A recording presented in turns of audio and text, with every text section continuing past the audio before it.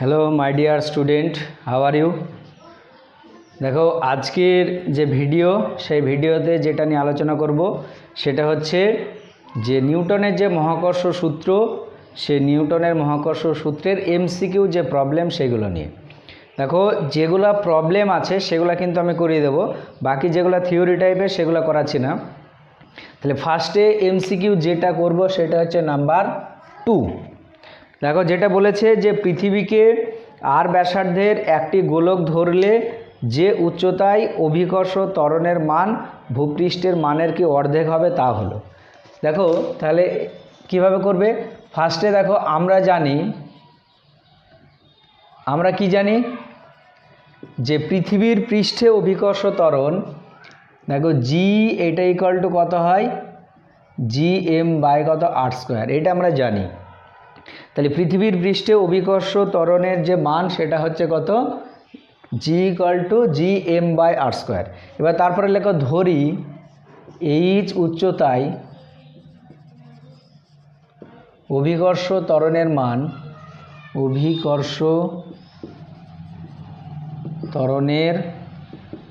মান ভূপৃষ্ঠের মানের অর্ধেক হবে।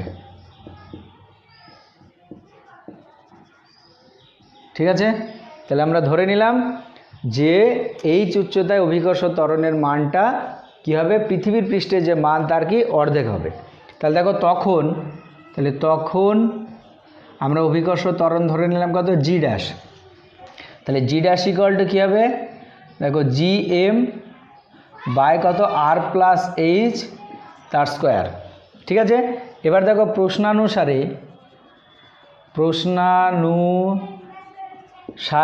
জি ড্যাশ এটা সমান কত, জি বাই 2। কেন বলে দিয়েছে, কেন? কারণ দেখো যে উচ্চতায় অভিকর্ষ ত্বরণের মানটা কি ভূপৃষ্ঠের মানের অর্ধেক। তাহলে এই উচ্চতায় আমরা ধরে নিলাম অভিকর্ষ ত্বরণ কত, জি ড্যাশ।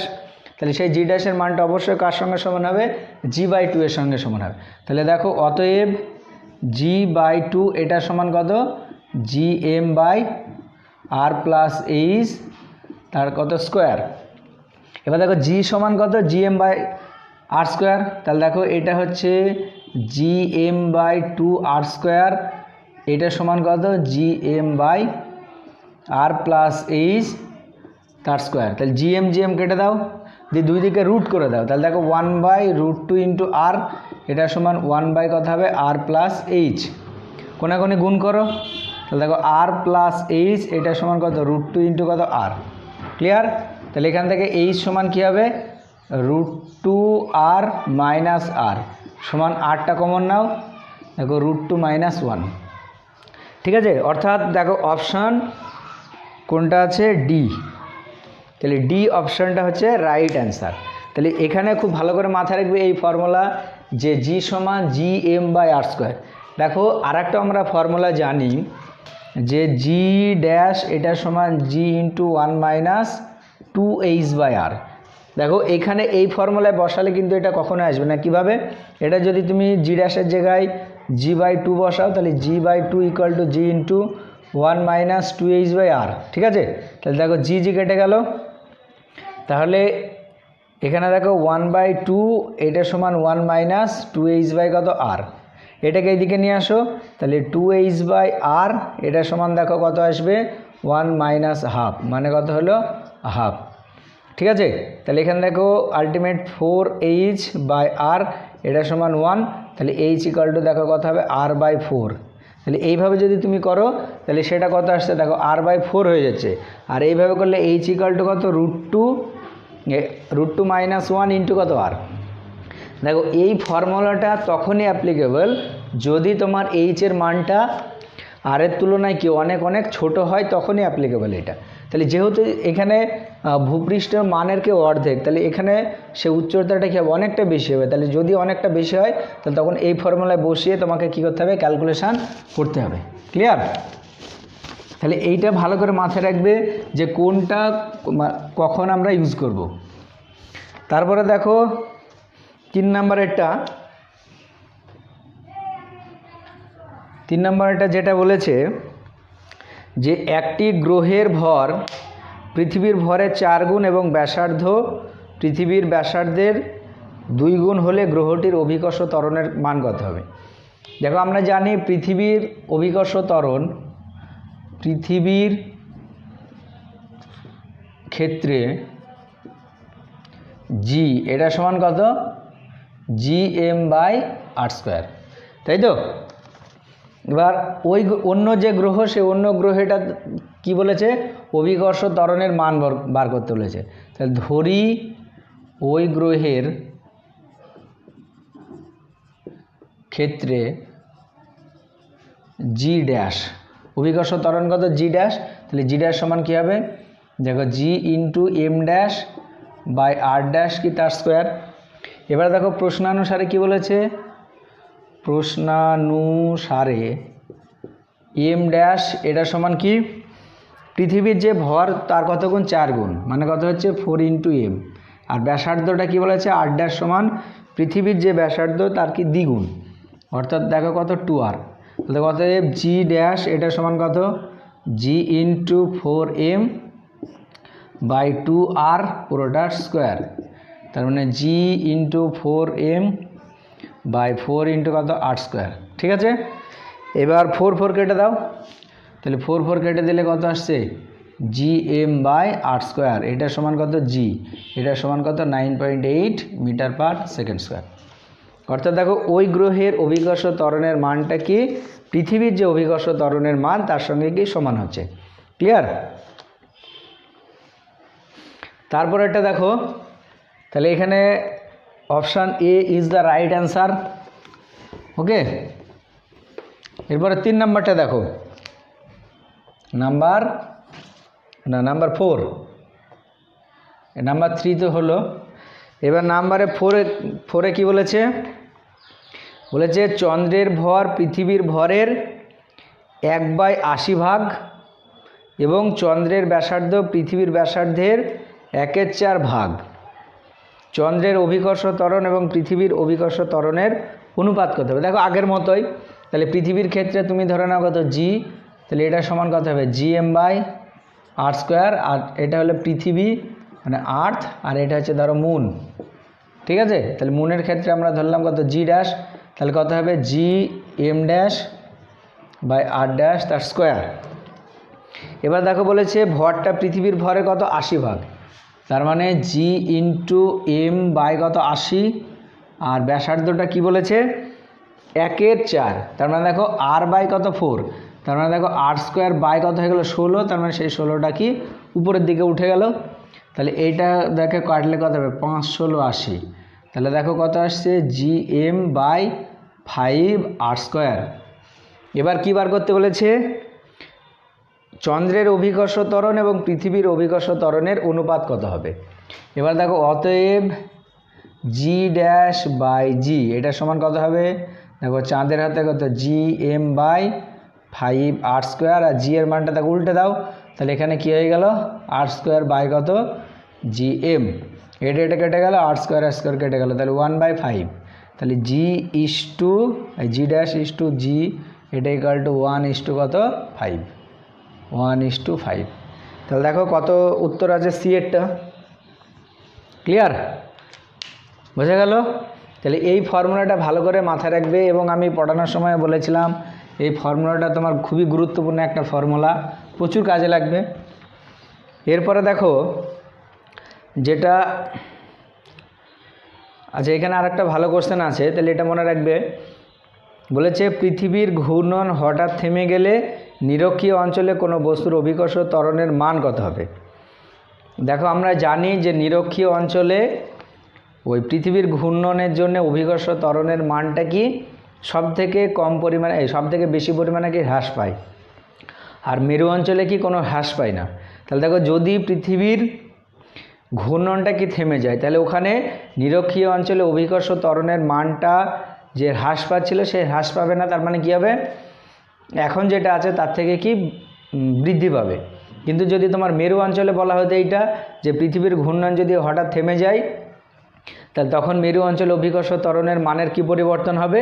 তাহলে দেখো ওখানে কি হবে? নো চেঞ্জ, অর্থাৎ পৃথিবীর ঘূর্ণন বন্ধ হয়ে গেলে মেরু অঞ্চলে অভিকর্ষ ত্বরণের মান যা ছিল তাই থাকবে, কিন্তু নিরক্ষীয় অঞ্চলে মানটা কী হয়ে যাবে? বৃদ্ধি পেয়ে যাবে। ঠিক আছে, তারপরে 6এরটা প্রবলেম, 6এরটা করব। দেখো কী বলেছে, পৃথিবীতে মুক্তি দ্রুতির মান ভিই, কোনো গ্রহের ভর ও ব্যাসার্ধ উভয়ই পৃথিবীর দ্বিগুণ হলে ওই গ্রহে মুক্তি দ্রুতির মান কত হবে? দেখো আমরা জানি যে মুক্তি দ্রুতি ভিই এটা সমান কত হয়? √2gr। ঠিক আছে, তাহলে এটা হলো কি পৃথিবীর ক্ষেত্রে। তাহলে অন্য গ্রহের ক্ষেত্রে, অন্য গ্রহের ক্ষেত্রে আমরা ওই মুক্তি দ্রুতির মানটা ধরে নিলাম কত? ভিই ড্যাশ। তাহলে এটা সমান কী হবে? √2g' ইন্টু কত? r ড্যাশ, তাই তো? এটা হবে। এবার দেখো কি বলেছে, যে অন্য গ্রহের ভরটা পৃথিবীর দ্বিগুণ এবং কোনো গ্রহের ভর ও ব্যাসার্ধ উভয়ই কি পৃথিবীর দ্বিগুণ। তাহলে দেখো অন্য গ্রহের ক্ষেত্রে তুমি কি জি ড্যাশ, তাহলে দেখো পৃথিবীর ক্ষেত্রে আমরা জানি জি সমান কত হয়? gm/r²। তাহলে অন্য গ্রহের ক্ষেত্রে জি ড্যাশ সেটা সমান তোমার কত আসবে? দেখো G into M dash by কত? r ড্যাশের স্কোয়ার। তাহলে দেখো জি, এবার ওর ভরটা কত বলে দিয়েছে? পৃথিবীর ভরের দ্বিগুণ, তার মানে কত হয়ে গেলো? 2m। আর ব্যাসার্ধটাও কি বলেছে? দ্বিগুণ বলেছে, অর্থাৎ 2r তার স্কোয়ার, তার মানে কত হয়ে গেলো? 4r², তাই তো? তাহলে আলটিমেট দেখো এটা কত আসবে? হাফ ইন্টু কত? জি, কারণ gm/r² মানে কত? জি হলো। তাহলে এবার এটা বসিয়ে দাও, তাহলে দেখো √2 ইন্টু জি ড্যাশের জায়গায় কত? জি বাই কত? 2। আর ব্যাসার্ধটা কি বলেছে? ব্যাসার্ধটা দ্বিগুণ, তাহলে r ড্যাশের জায়গায় কত? 2r বসিয়ে দাও তুমি। তাহলে দেখো এটা কেটে গেল, তাহলে দেখো √2 কত আসলো? 2gr। এটা দেখো কার সঙ্গে সমান হচ্ছে? ভিইর সঙ্গে সমান হচ্ছে। অর্থাৎ যে গ্রহের ভর এবং ব্যাসার্ধ উভয়ই কি পৃথিবীর দ্বিগুণ, সেই গ্রহের মুক্তি দ্রুতির মানটা কত হবে? ভিই পরিমাণে কি হবে? বোঝা গেল? তারপরে দেখো ভর স্থির রেখে পৃথিবীর ব্যাসার্ধ অর্ধেক হয়ে গেলে দিনের স্থিতিকাল মানে একদিনের দৈর্ঘ্য কত হবে? দিনের দৈর্ঘ্য এখানে কি কমবে? দেখবো উদাহরণে একটা অঙ্ক করে দেওয়া আছে, ওটা তোমরা ভালো করে দেখবে কেন কমবে। দেখো পৃথিবীর ব্যাসার্ধ যদি কমে যায় তাহলে তখন কি হবে? পৃথিবীর যে ঘূর্ণন, সেই ঘূর্ণনটা কি হবে? বেশি হবে। অর্থাৎ পৃথিবীটা আগে যে স্পিডে ঘুরছিল এখন কি তার থেকে বেশি স্পিডে ঘুরবে। তার থেকে বেশি স্পিডে ঘোরা মানে তাড়াতাড়ি এক পাক ঘুরে যাবে, আর তাড়াতাড়ি তখন কী হয়ে যাবে? দিন রাত হবে। তার মানে দিনের যে দৈর্ঘ্য, সেই দিনের দৈর্ঘ্যটা এখানে কী হবে? কমবে। বুঝা গেল? তারপরে প্রবলেম হচ্ছে তোমার 8এরটা, তাহলে 8এরটা করো। 8এরটা দেখো যেটা বলেছে যে পৃথিবী পৃষ্ঠে একটি বস্তুর ওজন হচ্ছে কত? ডব্লিউ। পৃথিবীর ব্যাসার্ধের অর্ধেকের সমান উচ্চতায় বস্তুটার ওজন কত হবে? তাহলে পৃথিবীর পৃষ্ঠে ওজন ডব্লিউ, তাহলে এটা সমান কি? এমজি, যেখানে এমটা হচ্ছে বস্তুর ভর আর জি সমান হচ্ছে কত? gm/r²।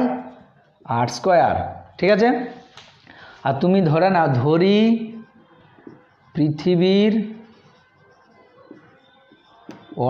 ব্যাসার্ধের অর্ধেক উচ্চতায়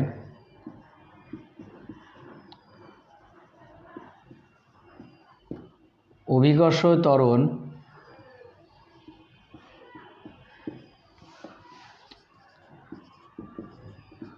জি ড্যাশ। ঠিক আছে, তাহলে অতএব জি ড্যাশ সমান কি আসবে? দেখো gm/r প্লাস কত আসবে? r/2। না, এখানে কী বলেছে? পৃথিবীর ব্যাসার্ধের অর্ধেকের। হ্যাঁ, তাহলে এইচের জায়গায় কত? r/2, তার কী হবে? স্কোয়ার।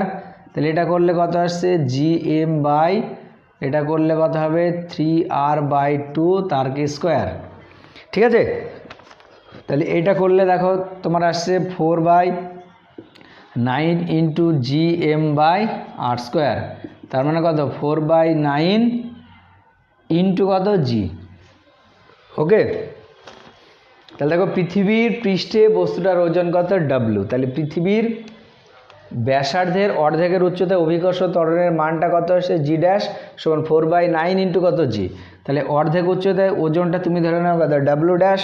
তাহলে ডাব্লু ড্যাশ সমান কী হবে এম ইন্টু জি ড্যাশ সমান হচ্ছে এম ইন্টু 4/9 ইন্টু কত জি সমান দেখো 4/9 ইন্টু কত ডাব্লু, অর্থাৎ ডাব্লু ড্যাশ সেটা সমান কত হচ্ছে 4/9 ইন্টু কত ডাব্লু। তাহলে আলটিমেট কী হবে, তার ওজনটা কমে যাবে। ঠিক আছে,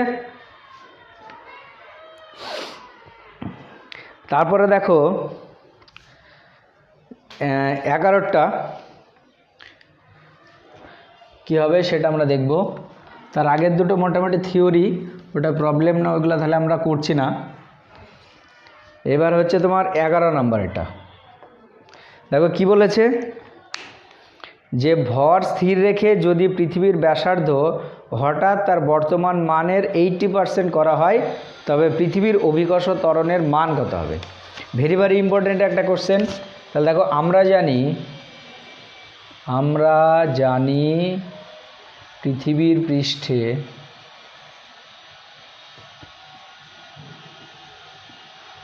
জি ইকুয়াল টু gm/r²।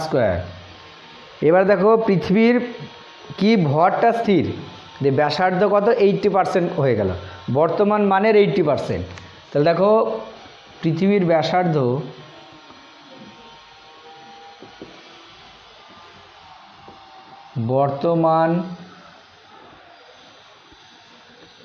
বর্তমানের 80% হলে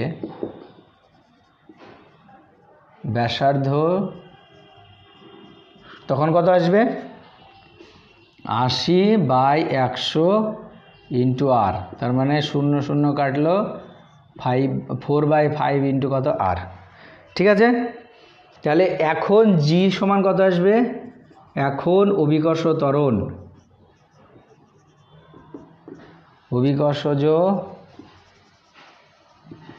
ত্বরণ জি ড্যাশ, তাহলে এটা সমান কী হবে জি ইন্টু, দেখো ভরের কোনো পরিবর্তন হয়নি, তার ব্যাসার্ধ কি, তাহলে এটা তুমি 8 ড্যাশ ধরো তার স্কোয়ার, তাহলে সেটা দেখো কত হলো জি ইন্টু এম বাই দেখো এটা স্কোয়ার হবে, তার মানে দেখো তোমার 16 আর উপরে কী হয়ে গেল 25 ইন্টু কত r², এটা হবে।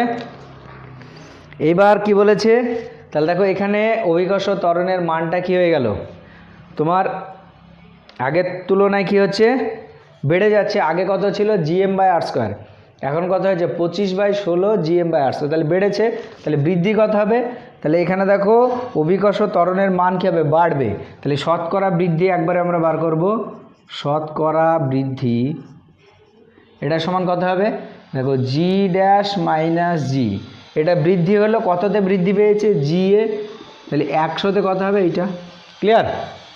এর মানগুলো বসাও, তাহলে gm/r² into 25/16 minus gm/r² by gm/r²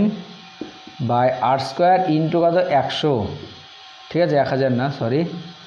এবার দেখো gm/r²টাকে তুমি কমন নিয়ে কেটে দাও, তাহলে কি পড়ে থাকবে 25/16 মাইনাস 1 ইন্টু এখানে কত 100, তাহলে এটা সমান কত আসছে দেখো 25 মাইনাস 16/16 ইন্টু কত 100, তাহলে এটা করলে কত হবে তোমার 9/16 ইন্টু কত 100। ঠিক আছে, এটা যদি তুমি করো তাহলে মোটামুটি এখানে অ্যান্সার যেটা দিয়েছে 56%। ঠিক আছে, তোমরা ক্যালকুলেশন করবে, আমার কাছে ক্যালকুলেটর নেই। এটা দেখো যদি তুমি 4 দিয়ে কাটো 25, এটা 4 দিয়ে কাটলে 4 4 16, তাহলে এটা যদি তুমি 25-এর জায়গায় কি 6 ধরে নাও, 24 ধরে নাও, তাহলে 4 ছক 24, তাহলে 6 9 কত 54, আর ওটার জন্য এক্সট্রা মানে 55 পয়েন্ট সামথিং হবে, তার মানে এখানে অ্যান্সার যেটা দিয়েছে 56%। ঠিক আছে, তাহলে এইটা হবে অ্যান্সার, বোঝা গেল। তাহলে খুব গুরুত্বপূর্ণ এই কোশ্চেনটা ভালো করে মাথায় রাখবে। এরপরে যে প্রবলেমটা আমরা দেখব সেটা হচ্ছে তোমার 12 নাম্বার। দেখো বলেছে পৃথিবীর ব্যাসার্ধ আর হলে ভূপৃষ্ঠ থেকে যে উচ্চতায় অভিকর্ষ ত্বরণের মান ভূপৃষ্ঠের মানের কি 1% হবে সেটা হলো। তাহলে ধরি, তাহলে দেখো ধরি এইচ উচ্চতায় জি এর মান, জি না অভিকর্ষ ত্বরণের মান,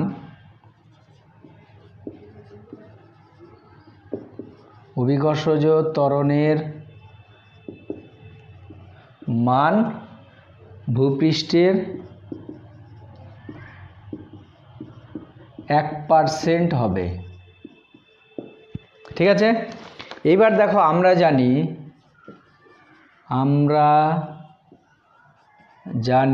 জি ড্যাশ এটা সমান জি ইন্টু 1-2h/r, এই ফর্মুলায় কি বসিয়ে দিলাম। ঠিক আছে, এবার বলেছে এই জি ড্যাশের মানটা কি পৃথিবীর যে মান তার কত 1% হবে, অর্থাৎ দেখো যে 1/100 ইন্টু কত জি, এটা সমান জি ইন্টু 1-2h/r। তাহলে এটা কেটে গেল, তাহলে দেখো 1/100 এটা সমান 1-2h/r। ঠিক আছে, তাহলে এটাকে এইদিকে নিয়ে আসো, 2h/r এটা সমান 1-1/100, তাহলে 2h/r এটা সমান হচ্ছে দেখো 99/100। ঠিক আছে, তাহলে h সমান কত আসছে, h সমান হচ্ছে 99/100 ইন্টু কত 2, এটা উত্তর। ঠিক আছে, কিন্তু এখানে দিয়েছে বি এরটা অ্যান্সার 9r। তাহলে যদি আমরা ওই ফর্মুলায় বসে ভূপৃষ্ঠের মানের কত 1% হবে, তাহলে ওই ফর্মুলায় যদি বসাই দেখি ওইটা কি আসছে, তাহলে দেখো জি সমান কত gm/r², আর জি ড্যাশ সমান হচ্ছে gm/r প্লাস এইচ তার স্কোয়ার। ঠিক আছে, তাহলে এটা কত জি ইন্টু 1/100 এটা সমান হচ্ছে gm/r প্লাস এইচ তার স্কোয়ার। এবার এই জি এর ভ্যালু কত, gm/r² ইন্টু 1/100 এটা সমান কত আসছে gm/r প্লাস এইচ তার স্কোয়ার। এবার এটা কেটে গেলে এবার দুই দিকে রুট করে দাও, তাহলে দেখো 1/10r এটা সমান হচ্ছে r প্লাস এইচ, তাহলে r প্লাস এইচ এটা সমান কত 10r, তাহলে এখানে এইচ সমান কত আসবে 9r, এই ফর্মুলায় বসাতে। দেখো এখানে আমি এটা চেষ্টা করে দেখলাম এই কারণ দেখো এটা তোমার যেটা বলেছে কি ভূপৃষ্ঠের যে মান তার কত 1%, ওই জন্য সেই হিসেবে আমি এটা ধরে করলাম, যে আসলো না তার মানে এইটা তোমার আসবে না। তাহলে দেখো এইটা তোমার সব ক্ষেত্রে অ্যাপ্লিকেবল, যে কোনো জায়গায় কি তুমি বসাতে পারো। ঠিক আছে, তাহলে এই ফর্মুলায় করবে, ভালো করে মাথায় রাখবে এটা, যে 12টা যদি তুমি এই G equal to G dash into 1-2h/r এইটা আসবে না। ঠিক আছে, তাই একবার চেষ্টা করে দেখলাম, হলো না, তাহলে ওটা চেঞ্জ করবে তোমরাও। এরপরে যেটা হচ্ছে 13 নাম্বার বলেছে m1 ও m2 ভরের দুটি উপগ্রহ, দেখো এখানে বলে দিয়েছে m1 গ্রেটার দ্যান কত m2, যথাক্রমে r1 ও r2 ব্যাসার্ধের কক্ষপথে ঘুরছে।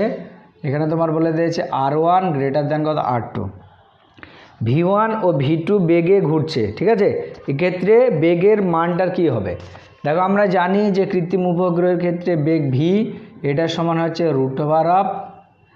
√gm/r, অর্থাৎ যে কোনো একটা আর্টিফিশিয়াল স্যাটেলাইট বা কৃত্রিম উপগ্রহের যে ভর গতিবেগ সেটা বস্তুর ভরের উপরে কি নির্ভর করবে না।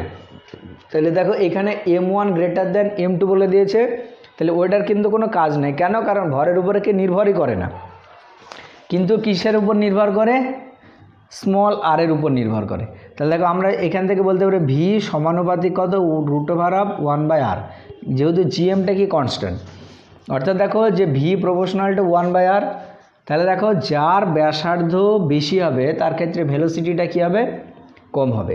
তাহলে দেখো যার ব্যাসার্ধ r1 তার ক্ষেত্রে বলেছে কত v1, আর যার ব্যাসার্ধ r2 তার ক্ষেত্রে বলেছে কত v2।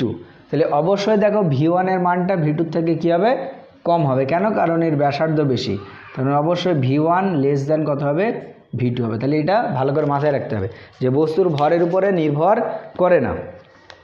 ঠিক আছে, তারপরে 14টা দেখো,